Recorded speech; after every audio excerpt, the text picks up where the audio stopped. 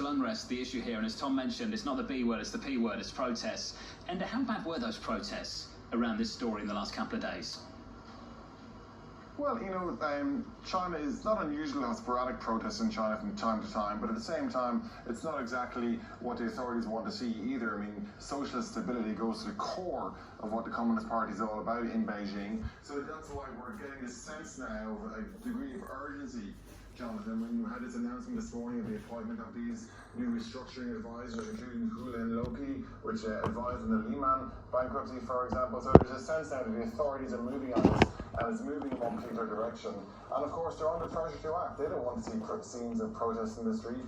They want to make sure that this is resolved. They have some big repayments due for Erdogan in March of next year. And I don't want to catch you unawares on this, but I think it's a timely question. There is a significant distinction between the old world and across the Atlantic to the new world on bankruptcy. What is the character and nature of the word bankruptcy in China? It's a new phenomenon, actually, isn't it?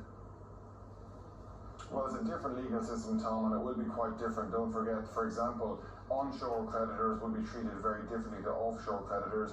Offshore creditors don't have any recourse on assets in China, for example, but that's well established and that's well known by the foreign investor community. And I think that's why there will be so much interest to see what kind of a shakeout does come from Evergrande. How will this debt be restructured? What will happen to the onshore debt? What will happen to foreign currency debt? And it is shaping up clearly as one of the seminal moments in China's credit markets, and it will define, the whole direction of this financial discipline story that China has been preaching for years now. Will, how much pain will it inflict on the company and the real economy, or how much will the state intervene to prevent that? And thank you, as always, for staying up late and bringing us that news. The reporting coming from Enda Curran there, Bloomberg's chief Asia economics correspondent. The question we're always exploring, trying to work out how the dominoes fall. One domino, Tom, that's almost transparent right now because we don't know what it looks like. Who owns the debt? Damien Sassower of Bloomberg Intelligence was making this point. It's a bit of a black box. I know, really know who owns the debt. So if you're trying to work out how the dominoes fall, you need to know what the dominoes are, don't you? Yeah, who owns the debt? I don't think it's a bit of a black box. I think this is a huge, huge black box. John, I'll go back to the Waldorf Astoria ballroom, sitting there with Jack Ma on stage telling us how wonderful Alibaba was going to be. I was polite. I kept it. I think Matt Winkler turned to me and put a roll in my mouth, so I shut up. And, it was interesting. We've come all the way from that to what we're talking about right now. Well, he had to be quiet pretty quickly, didn't he, Tom? He got more than a slap on the wrist. Yeah, and you can extend that out. I'm not extending it to Evergrande. I don't mean to associate Mr. Ma with Evergrande, but nevertheless, these are serious things, and the nuances, folks, of journalism here. It's a big deal that Bloomberg says in our reporting, restructuring versus other terminology, including bankruptcy. We try to be careful on that. Yeah, we should be. But this was the bearish scenario that many people had painted for many years, Lisa. And yet this market, I find it really, really compelling, interesting rather, that we've seen very little spillover from EM to DM off the back of this conversation. Or frankly, spillover within the emerging market complex from China. This seems to be an isolated event. There still, though, is faith that the Chinese officials will come in to some degree, and you have to wonder what happens if they don't, or if they don't step in enough. Then do you start to see more ripples? Futures this morning are not doing much at all. We're down 6. We're negative a little more than 1/10% on the S&P. Bond yields look like this, higher by a basis point to 133.94. Counting you down to inflation in America at that data point now, 34 minutes away. Full coverage on Bloomberg Radio, on Bloomberg TV. Heard on radio, seen on TV. This is Bloomberg Surveillance. Do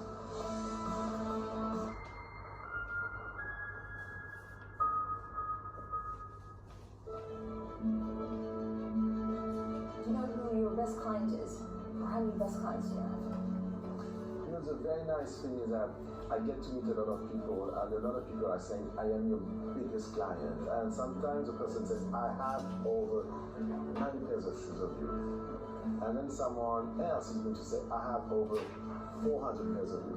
And so I love the idea that, if you like the work of someone, you feel dedicated and engaged to it. So, according to who you are, according to your possibilities. You're the best with 9, but you can be the best with 400. It doesn't make a difference. It's important that people feel great and happy with what I'm doing. How have consumer trends changed in the last 15, 20 years? We're talking about stilettos, but are there certain parts of the world that buy more of your shoes than others? I think that there's not a global, let's say, customer. It really depends on where you live. It depends on your climate, the heat, etc.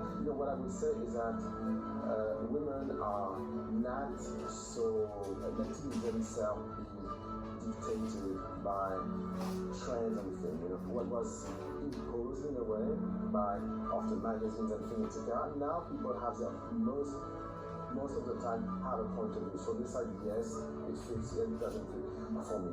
And so that would be the change. But then after, I think that a woman works, so she has different moments in her day. She has a moment where she wants to feel empowered, she may want to have a pair of heels, and then she has to run, she will have another pair of shoes. You have a lot of shoes corresponding to different time of the day and different time of the life of a woman.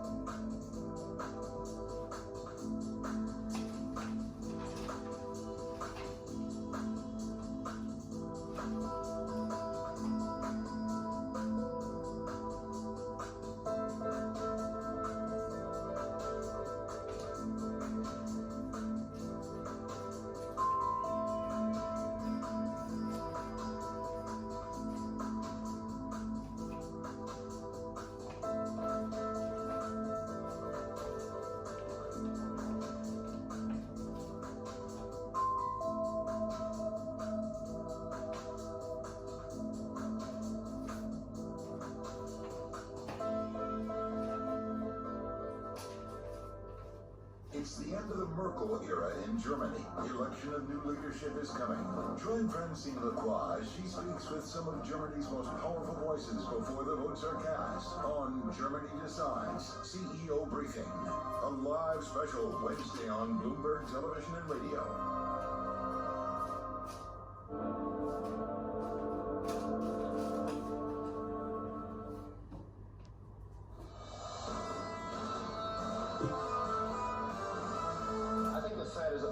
Started to change their signaling. The problem with this recession is that most of our policy tools are already exhausted. The market is not ready for the market going up. We've had massive amount of inflation in this era of easy monetary policy and zero interest rates. The messaging of what they see going forward and what tapering means will be very, very important. Right now, the market doesn't care. This is Bloomberg Surveillance with Tom Keene, Jonathan Farrell, and Lisa Abramowitz. Good morning, everyone. Jonathan Farrell, Lisa Abramowitz, and Tom Keene on radio, on television. There is only one topic. It's not the markets. It's not bonds. It is not the Met Gala. It is inflation. We're going to get to that in 25 minutes. This time, a different report and a higher inflation. John, I do want to interrupt before that, as Nicholas is on Houston. John, it's not a hurricane. It's not a tropical storm, but I think we're sort of hurricaned out in the Gulf of Mexico. We are being warned, though, Tom. It could bring in life-threatening flash floods expected across the deep south during the next couple of days. So if you're down there, of course, stay safe, TK. That's the message from all of us. Moving east going right down out of I-10 as well. We'll have, of course, more reports on this through the morning. John, to inflation, we've got to get to it. 5% is not 2%. 30 minutes away, and it persists in a way that I don't think many people on the FOMC anticipated, TK, at the start of this year, going into year end. The question we have, to what degree does it persist into the new year, and to what extent will it have to change the message of the FOMC? There is a comfort right now with Fed policy. Why? Because there is a belief that they can divorce guidance around QE from guidance on interest rates. Inflation could complicate that going into the new year, Tom. Yeah, I'll say, Lisa, triangulate this with $18 an hour at Amazon. I think what it shows is that the wage gains that are being made and frankly the jobs that are being offered are on the lower end of the spectrum. And how does this sort of change the dynamic going forward? On the inflation point and the storm point, let's bring those two together. The storm that we saw, Hurricane Ida, actually brought a lot of oil offline. And this has actually led to an unexpected dearth of oil, which has actually led oil to rise higher and faster than expected. At the same time, people looking at the income in the income brackets in terms of what the CPI elements are, how much is this broadening out from idiosyncratic into a broader swath of prices rising? Let's do this in 30 seconds. Your personal inflation statistic. Mine is a one-bedroom apartment in New York. John Farrell, I've been stunned at how one-bedroom apartments have lifted in New York. If you have a doorman, Tom, rents are flying. If you don't have a doorman, then not. That seems to be what the data is suggesting. What do you see in inflation? What's your inflation number? I'm with you, Tom. Look, mine is food. And it's food and energy. It's the stuff that they want you to strip out, but it's the stuff that people feel. Yeah. Expectations are changing. That's real. That's a psychological change. A real change that could impact the thinking of the Federal Reserve as well. If it persists, it's just started. Yeah. Lisa, what's yours? Eating at a restaurant, going to the food element, but also adding in the fact that labor is costing a lot more, and the lack of labor available to a lot of these restaurants. They're all understaffed, and the prices have gone way up. TK complaining about the service too. Is that where you go? I'm not complaining about the service. The lack of people who are there. I mean, every waiter who actually comes up and says, I'm the only person here waiting on all of these tables, and that happens all the time. No shock here, but anecdotally, we're leaving tables and we're sitting more at bars just because you can get free service. No, I'm not shocked, TK, you're right. You're not shocked about that. Sure Now, let's do the data check here. We're going to go Met Gala free in this hour. Let's do the data check, though. Futures -4, Dow futures -36. John, the VIX still above 19. Nasdaq futures down 21, negative a little more than 1/10%, and yields higher by a basis point or two. 10-year really hasn't done much since Fed Chair Jay Powell spoke at that virtual conference. It's Jackson Hole, Wyoming, 134.11, Tom, going into inflation, 26 minutes away. 26 minutes away, and we're looking here at the dollar flat. I thought that was really interesting. And hard back on a stronger dollar, euro down to 115. On the equity market, Christopher Visanti joins us right now with MAI at Capital. And usually I start with a general phrase, Chris, but I know you're going to be hanging on every word at 1 p.m. on Apple. Can you own Apple here? You've been a long-term affiliate of Apple. Can you go long Apple right now? Sure, Tom. I think if you're a long-term investor, there's hardly a better run company, hardly a better company with market position. Having said that, we don't currently own Apple. We prefer some of the other FANG stocks, mostly because it's a combination of valuation plus they've almost outdone themselves. I mean, the iPhone is so good that we're not expecting much from today's launch. I think a few incremental changes, a better camera. So, I'm a little afraid that at this lofty valuation of 30 times, that's gonna disappoint. Can we get to the story over at Amazon? Chris, is that a stock you hold? It is. Can you tell me why in a world where they might have to pay up a lot more for labor? This is a big employer in America now. Sure. Well, Jonathan, there are so many ways to win. I mean, clearly this is old news, but just point to AWS, Amazon Web Services, where they created, a multi-billion-dollar company out of nothing, and that we estimate is now worth about $400 billion. So there's that. There's Prime. There's the international growth. So sure, just like every other corporation in America, they're going to have to pay more for labor. That doesn't mess up our investment thesis. Maybe it cuts the margin 1% or 2%, but I think long term, I'm pleased to be a holder of Amazon. Chris, you've been a bull, and you've been an unapologetic bull, and you're saying that all of the pessimists right now want to sound smart. However, that has not been a good way to make money. When you talk about making money, why do you like Boeing? Why do you like some of the outliers that, frankly, continue to be souring in many people's views? Sure. Well, as Tom always teases me, I'm a contrarian, so it's very hard. buying stocks today is like going to the produce department in the market at 6 o'clock at night. Everything is picked over. It's really hard to find something good. So Boeing has a lot of hair on it, but believe me, it's Sasquatch basically. But if you look 3 to 5 years out from now, when COVID is a grim memory, where the middle class all over the world is looking for more airline seats, and there's only 2 companies that can satisfy them, I think Boeing, which is selling for half the price it was 2 years ago, is one of the few attractive things in the market today. Well, let's talk about Boeing. Is it a cyclical? You know, it didn't used to be, Tom. It's funny, if you do a regression analysis, and you'll love this, you're a stat guy. If you do a regression analysis against Boeing, in the last 2 years, it correlates very closely with the airlines. But for the 5 or 6 years before that, it does not.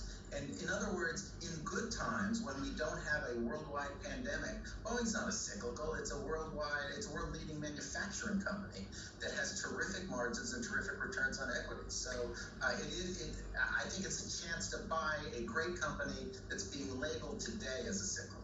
Taking a step back, Chris, when you talk about being a bull in this environment, it really does come down to relative valuations in addition to a fundamental story.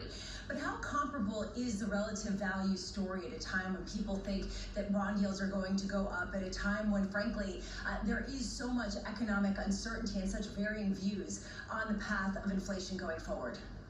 Well, you know, Lisa, I think it's somewhat ironic that people seem more scared now than they were 9 months ago, even though the market 9 months ago was selling at 27 times forward earnings, and now is at 21 times. I'm not making an argument that that's cheap, but I am making an argument that it's cheaper now than it was 9 months ago because of strong earnings growth. And I think that trend over the next 6 to 12 months will continue. There's a lot of cross currents, inflation being the number one that I'm afraid of, but more next year than this. You know, the Delta variant and the crummy August jobs report, but you know, those are the things that create opportunities. So there was some faith back then, though, Chris, as you know, that we really strong grow into multiples, Chris. Inflation. We've grown into multiples, as you indicate. Earnings have grown really quickly. Do you think there could be a threat to multiples, though, in a world where the Federal Reserve might be forced to pull back a little bit earlier than anticipated? In that world, yes, but I don't think we're living in that world, Jonathan. I think the Fed again and again and again has said, you know, damn the torpedoes, full speed ahead. They don't care about 5% inflation, at least not right now. Their sole goal is to get us out of the COVID pandemic. And look, next year is a different world, and I don't doubt that you and I are going to be sitting here talking about wage inflation and other things. But the backdrop right now is a Fed that has the pedal to the metal, and you know, inflation is down the list of worries. Chris, got to leave it there. Smart as always. Good to catch up with you, sir. Chris Crisanti there of MAI, Capital Equity Strategist and Senior Portfolio Manager. A reason for confidence, Tom, from Chris on this market. Well, we need that. There's been a lot of gloom out there. I go back to the Bank of America survey, folks. It's just a survey, but it really captures the emotion that's out there as we're going through this 3 hours a day. It's about expectations, and expectations for higher profits, Tom, they've diminished. And Lisa, for higher growth, they have diminished as well. And let's be clear here, I mean, that's pretty right, isn't it?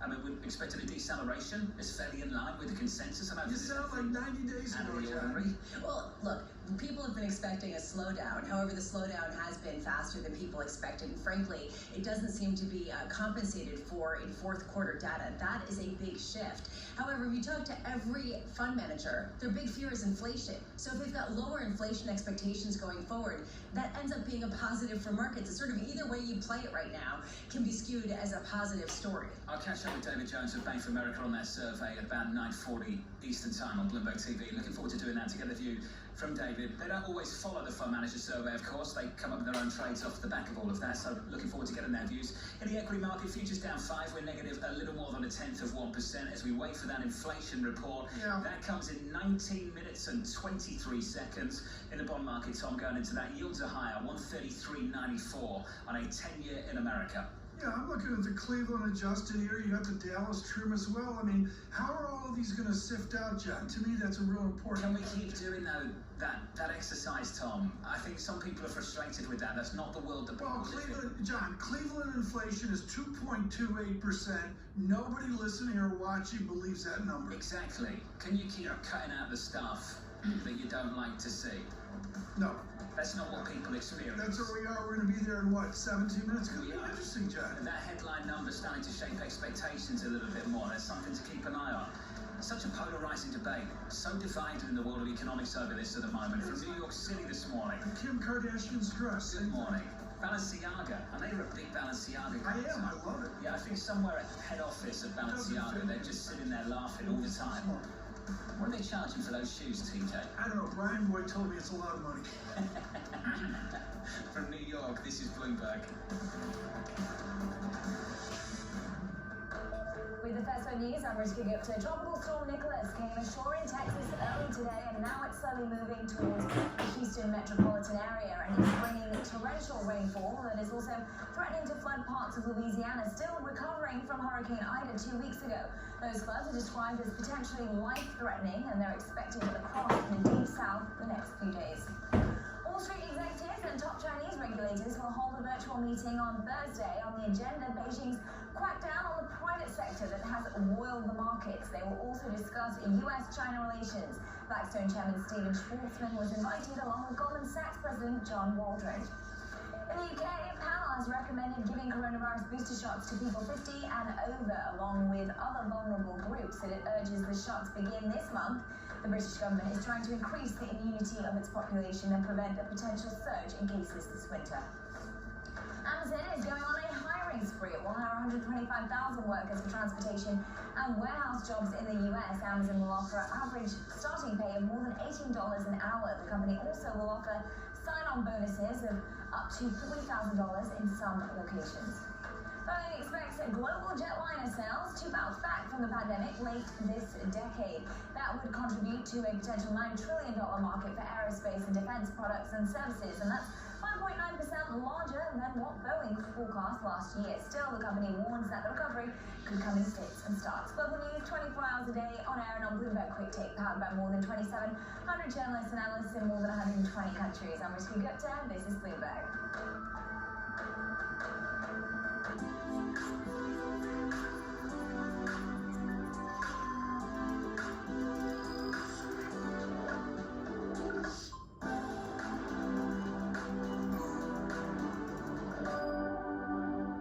Payment for order flow is controversial in the USA. It is prohibited on UK, Canadian, and other markets, but not when trading in the US. In the US, a market maker pays your broker to trade with your US stock order at a price he decides, but not at Interactive Brokers. We do not sell your order to a market maker. We try to match you up with an institutional order at a better price. In an ever-changing industry, you have to react and adapt, but some things never change. Trade global markets with professional trading conditions. FX Pro.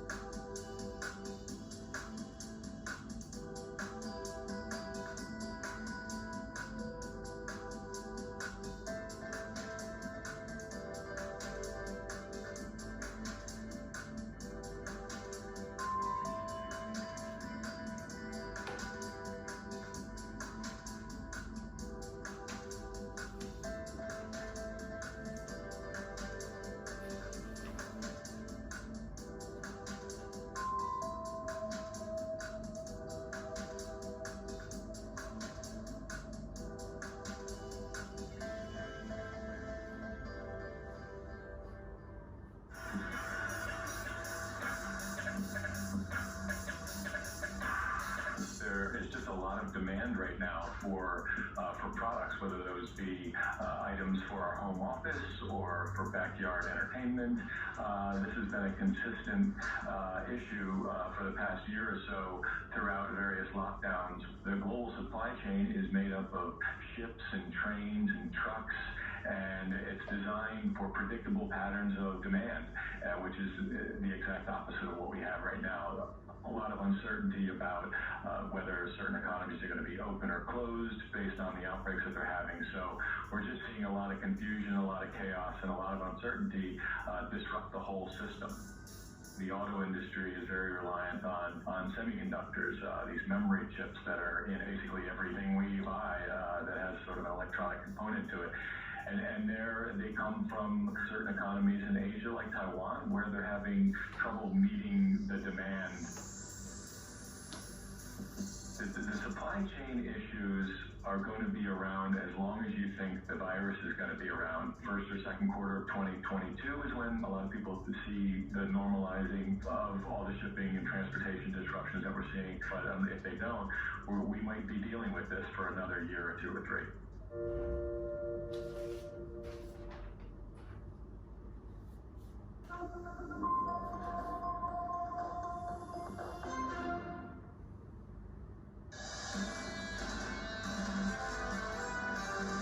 Apple is usually one to even out their supply chain and have stuff ready shortly after announcements come out. There will be some high-priced iPhones, make no mistake about that. I mean, you took a look at that iPhone Pro Max, that's going to be hovering around that $1,500 to $1,600 price point.